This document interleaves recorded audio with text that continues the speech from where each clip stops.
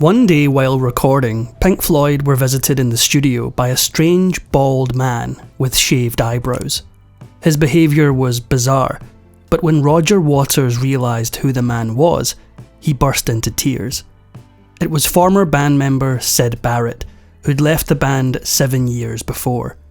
But his sudden appearance and strange behaviour wasn't even the worst part of the unsolicited studio visit.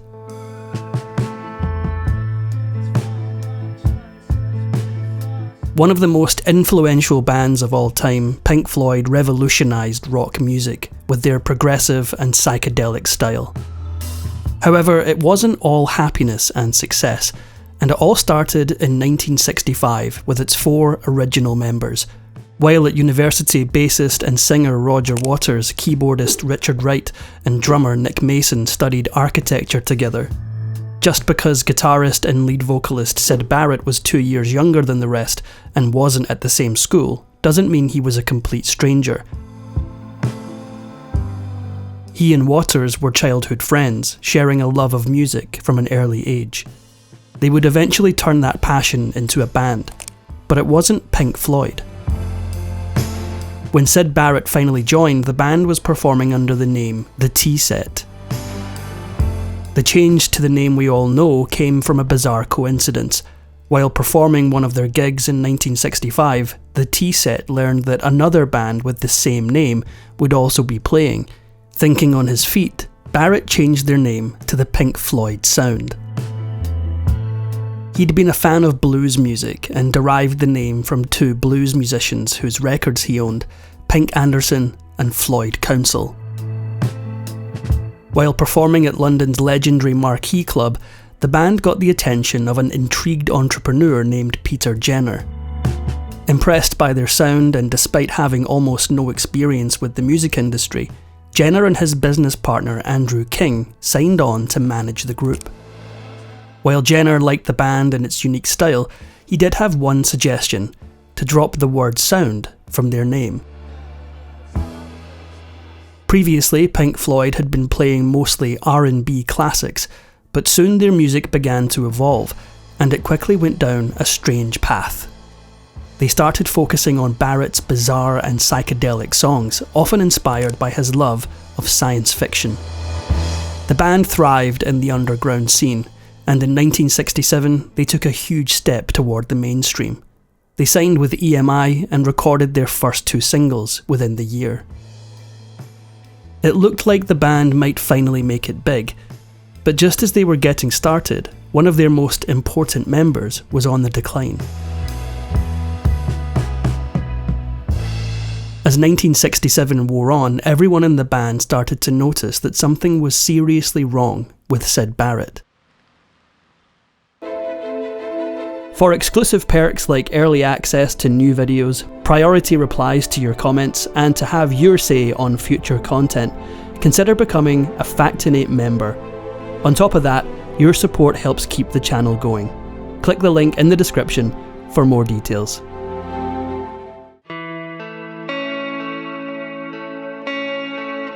The effects of his substance use and mental health decline were coming to the surface, and it was impacting his work in the group right when they needed him most. Amid this struggle, they were able to pass an important milestone. They released their first album in August 1967. The Piper at the Gates of Dawn was a success, reaching number 6 and staying on the UK charts for 14 weeks. But the band were still facing internal turmoil. Syd Barrett's condition had gotten so severe that he'd become a shell of his former self. When not unconscious, he was on stage and barely performing, doing little more than standing in a daze. That year, the band agreed to play at various events, including the National Jazz and Blues Festival. But because of Barrett's condition, they had no choice but to cancel their performances. Despite these setbacks, they embarked on their first US tour, which included appearances on several television shows. But if they thought Barrett would somehow recover and be able to handle the tour schedule, they were wrong. As the American tour continued, Barrett's bandmates and the public watched him worsen. His behaviour was disoriented and distant, And when speaking on TV, he was barely coherent. It eventually got so bad that Pink Floyd's management decided to cut the tour short and bring them home. Something needed to change. Faced with a difficult situation and few options, the band brought in guitarist David Gilmour. As they passed into 1968, they announced him as the band's new member. They planned to have him take over on guitar and leave Barrett to only serve as songwriter. Even with Gilmour picking up the slack, soon Barrett's contributions to the band were near zero. While he was their friend, they had grown to see him as a burden. The band met with their management to discuss their options, and later that year they asked Syd Barrett to leave Pink Floyd. Barrett had long been praised for his beautifully experimental lyrics, but now that he was gone, someone else had to take his place. Roger Waters became the chief lyricist, and they transitioned away from the songs written by Barrett. Now that they were getting their second wind, they made a triumphant return to the US in July 1968 for what became their first major tour. As they became this new version of themselves, a new release marked the transformation. Pink Floyd released Medal in 1971. Fans and critics raved about David Gilmour's additions, and the album has been regarded as the official departure point from the Barrett-led era of the band. Unknown to them, they were on the cusp of their greatest success yet. With Roger Waters now the band's primary lyricist, Pink Floyd released the first of their most successful albums, The Dark Side of the Moon, in 1973.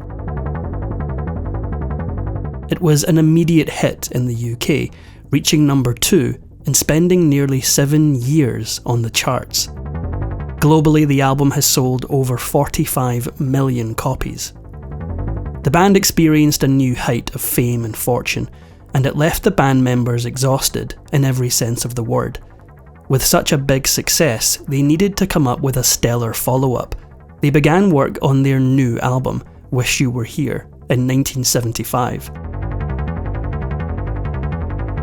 Even for uber-talented musicians, creating something new can be challenging.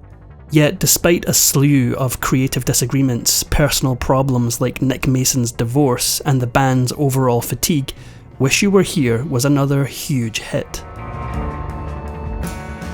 Now that they had made it, bigger and more complicated issues began impacting the group. Issues like money, specifically the division of royalties.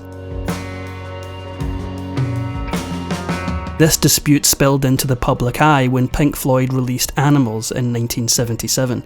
It stood out as their first album without a writing credit for Richard Wright. Wright would later remark on Roger Waters' ego and how he believed he was the reason for their success.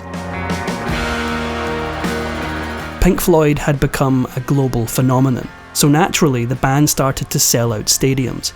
But the sheer size of these concerts made the members feel anxious and uncomfortable.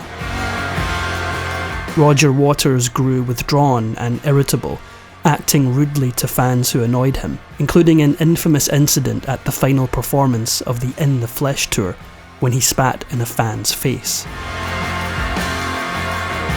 Once the tour finished, David Gilmour thought the band had reached its apex, with nothing else to strive for.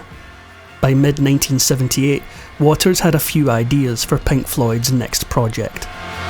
With some hesitancy from the other members, the band decided to move forward with the album, using the working title of Bricks in the Wall. Waters wanted to tell a story throughout the album, and tasked co-producer Bob Ezrin with writing a 40-page script detailing the narrative. Inspired by the stories of both Waters and Syd Barrett, it told of a rock star becoming disillusioned with life and the music industry, slowly descending deeper and deeper into madness. When it came to recording the album, problems arose once again, culminating in Richard Wright being fired from the band for his lack of contribution. After Pink Floyd released The Wall in 1979, its success gave birth to an ambitious project, turning it into a film. Alan Parker was brought on as a director, and the end product was described as surreal, repulsive, and depressing. Although Waters had been the creative lead for a long time, Gilmour became increasingly defiant of his vision. It was clear that everyone had reached a tipping point. To separate himself from the devolving situation, Waters focused on his own career. In 1984, he released his debut solo album, The Pros and Cons of Hitchhiking. Soon after, he started touring by himself. Intending to handle things diplomatically, the three remaining band members went to dinner to discuss their future. By the end of the conversation, they each left with different interpretations of the decision they'd reached. Waters believed they'd agreed Pink Floyd was no more, but Mason and Gilmour thought they would continue after a hiatus. Waters grew determined to cut off every connection to the band he could. After telling EMI that he had left the band, Waters requested his release from any contractual obligations. He even went to the High Court to prevent any further usage of the Pink Floyd name, hoping to break up the band in the eyes of the law. Finally, in 1987, Waters reached an out-of-court agreement with Gilmour, which allowed Pink Floyd to continue as a band. By this time, Gilmour and Mason had started work on a new Pink Floyd album and decided to bring Richard Wright back. But even with his addition, recording the album once again proved problematic. Without Roger Waters as the band's creative lead, the recording was arduous. Beyond struggling with their artistic direction, Mason and Wright were out of practice. Pink Floyd released A Momentary Lapse of Reason in 1987, and fans naturally wanted to know Roger Waters' opinion. He called the album a poor imitation, specifically noting Gilmour's lyrics, which he called third rate. With the relationship between Waters and Gilmour seemingly beyond repair, it looked like they'd never share a stage again. Until one day in 2005.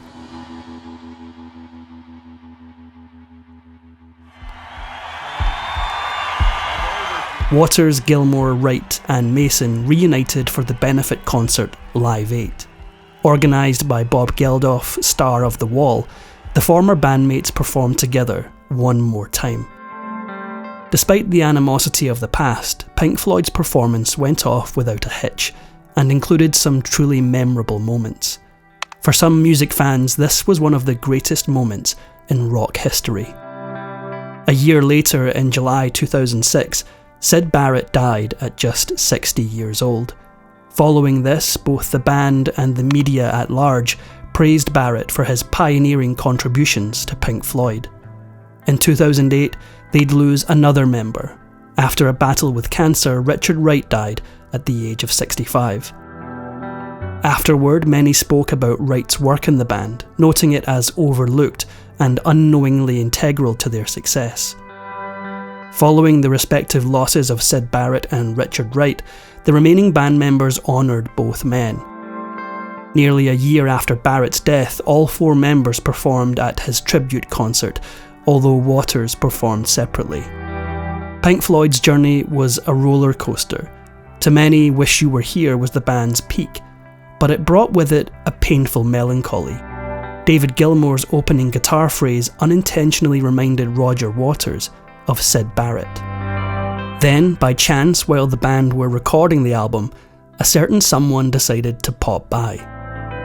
In 1975, a dishevelled man walked into the studio while Pink Floyd were recording Shine On You Crazy Diamond, a song they had written about Syd Barrett. The man seemed nonchalant, and the band members at first thought he was an EMI employee. When Roger Waters realised that this man with a shaved head and shaved eyebrows was actually Syd Barrett, he burst into tears. Barrett later left the studio without saying goodbye, and it was one of the last times that any of the band members ever saw him. If you enjoyed this Factinate video, give it a thumbs up and subscribe for more incredible stories. If you want a say in who we cover next, join our membership program through the link in the description for exclusive perks. Your support means everything to us. Thanks for watching, and we'll see you in the next one.